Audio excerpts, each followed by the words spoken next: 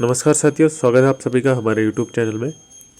जिस दिन का आपको बेसब्री से इंतज़ार था वो दिन यानी कि 12 जनवरी 2026 उत्तराखंड प्राथमिक शिक्षक भर्ती की काउंसलिंग का दिन, जिसमें 13 जिलों की काउंसलिंग 11-12 जिलों की जितने भी जिलों में भर्तियाँ खुली हैं उसकी काउंसलिंग एक ही दिन में होनी है 12 जनवरी 2026 को। और ये प्राथमिक शिक्षक भर्ती है, आप लोगों को पता है कि इसमें लगभग 6,000 के आसपास फॉर्म भरे हैं और 1670 पद हैं। उसमें से भी फ्रेश पद लगभग 1200-1300 के आसपास है। कुछ पद बैकलॉग के हैं, कुछ पद पीएच कैटेगरी के हैं, तो इस तरीके से पद हैं। तो इतना तो तय है कि लगभग 4,000 लोग बाहर होने वाले हैं। और किन किन चीज़ों का ध्यान रखना है आपको, मैं उसके बारे में बात करूंगा जाने से पहले। तो दस्तावेज क्या क्या रखने हैं आपको, उन सब चीज़ों के बारे में बताया जाएगा। डॉक्यूमेंट की सेफ्टी का जरूर ध्यान लें, अपने लिए फाइल फोल्डर जरूर खुद रखें, कहीं ऐसा ना हो कि आपके डॉक्यूमेंट इधर उधर मिसमैच हो जाए। साथ ही साथ फाइनल लिस्ट कब आएगी इस पर बात करेंगे, और काउंसलिंग से पहले किन किन बातों का ध्यान रखना है, किस डिस्ट्रिक्ट में कट ऑफ कितनी जा रही है, कहाँ कितनी भीड़ है, इस बारे में भी चर्चा करेंगे। तो चलिए शुरू करते हैं पहले आज की खबर से। आज की खबर कुछ इस प्रकार है। प्राथमिक शिक्षक भर्ती के लिए आज सभी जिलों में होगी काउंसलिंग। शिक्षक भर्ती आवेदक 6,000, आवेदन 61,000। कहने का मतलब है कि कैंडिडेट लगभग 6,000 हैं और हर किसी ने हर जिले में अप्लाई किया है, तो लगभग सभी जिलों को मिला के 13,000 से ऊपर आवेदन आए हैं। 13 जनपदों में एक ही दिन कराई जाएगी काउंसलिंग। 1670 शिक्षक भर्ती होनी है उत्तराखंड प्राथमिक विद्यालय में। अब जो हमारे डॉक्टर धन सिंह रावत है शिक्षा मंत्री, उनका क्या कहना है? भर्ती प्रक्रिया में बड़े बदलाव किए गए हैं। हम निश्चित समयावधि में इस भर्ती प्रक्रिया को पूरा करने जा रहे हैं।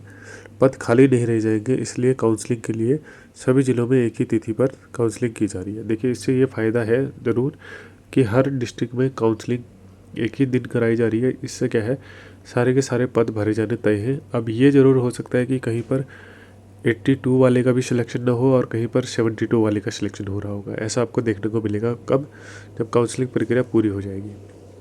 आइए देखते पूरी खबर को।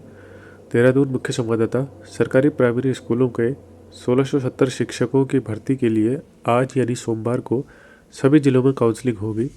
इस भर्ती प्रक्रिया में यह खास है कि करीब 6,000 युवाओं ने 61,000 आवेदन आए हैं।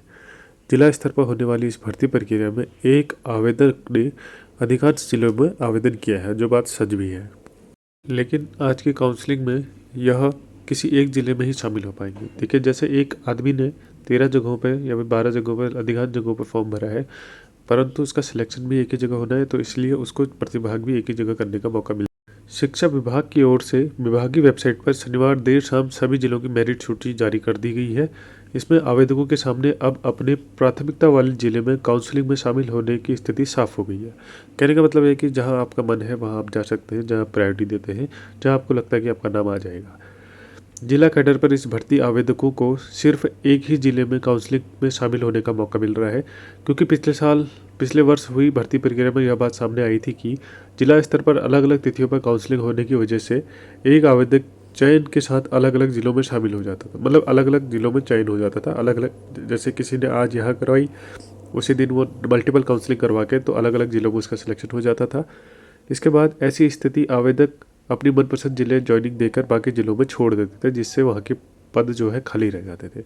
और इस भर्ती प्रक्रिया को पूरा होने के बावजूद पद खाली रह जाते थे। ऐसा होता था मल्टीपल काउंसलिंग में, कोई पहले पिथौरागढ़ गया, फिर उसके बाद चंपावत आया, फिर अल्मोड़ा आया, फिर नैनीताल आया। तो इस तरीके से ज्वाइन तो उसने एक ही जगह किया, लेकिन 3 पद खराब कर दिए। ऐसा ना हो, इससे बचने के लिए क्या किया गया है कि एक ही बार single day single time counselling और डॉक्यूमेंट जमा कर दिए जाएंगे, जिससे क्या होगा कि वो मल्टीपल काउंसलिंग नहीं करा पाएगा। ठीक है, तो ये आज की अपडेट है। और उत्तर प्रदेश से डीएलएड करने वाले अभ्यर्थियों की स्थिति साफ कर रखी है। उत्तर प्रदेश से डीएलएड पर स्थिति साफ। शिक्षा विभाग की ओर से काउंसलिंग के लिए विस्तृत आदेश जारी कर दिए गए हैं। इसमें यूपी डीएलएड वालों की स्थिति साफ की गई है, क्योंकि पिछली बार भर्ती की गई बड़ी संख्या से यूपी डीएलएड करने वाले अभ्यर्थी शामिल हो गए थे। इनके स्थायी निवास की जांच में गड़बड़ी की जांच की जा रही है। इस बार भी भर्ती में यूपी डीएलएड वाले अभ्यर्थी शामिल हुए हैं।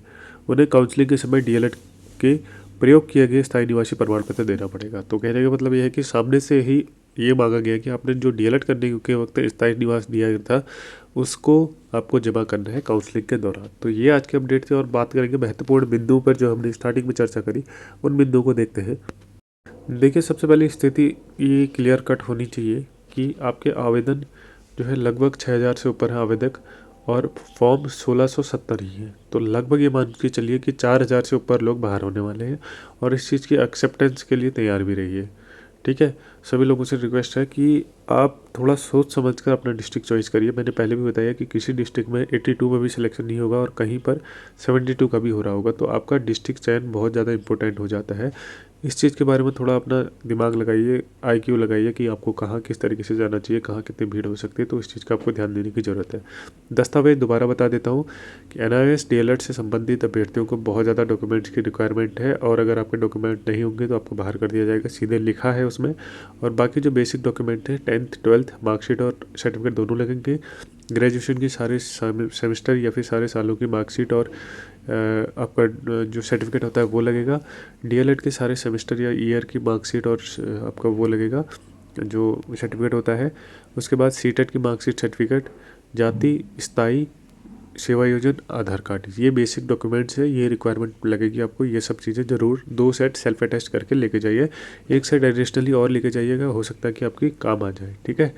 और अपने डॉक्यूमेंट्स की सेफ्टी का ज़रूर ध्यान दें, क्योंकि वहाँ पर डॉक्यूमेंट जमा हो रहे हैं, तो अपने लिए एक पर्सनल फाइल फोल्डर ज़रूर खरीद लें, ताकि आपके डॉक्यूमेंट्स या कहीं पर बारिश आ जाती है या कहीं पर कुछ हो जाता है तो मिसमैच ना हो, इधर उधर ना हो। तो उसके लिए एक अच्छा पैकेट वाला, जिसमें पैक्ड हो जाए आपके डॉक्यूमेंट सारे, तो इस तरीके का फाइल फोल्डर लेकर ज़रूर जाएँ।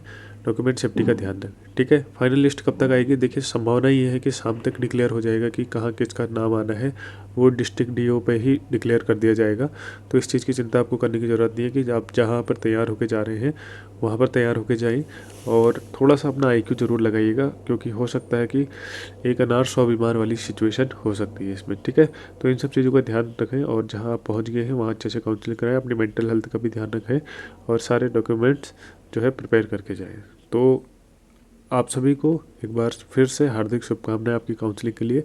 जल्द मिलते हैं काउंसलिंग के बाद।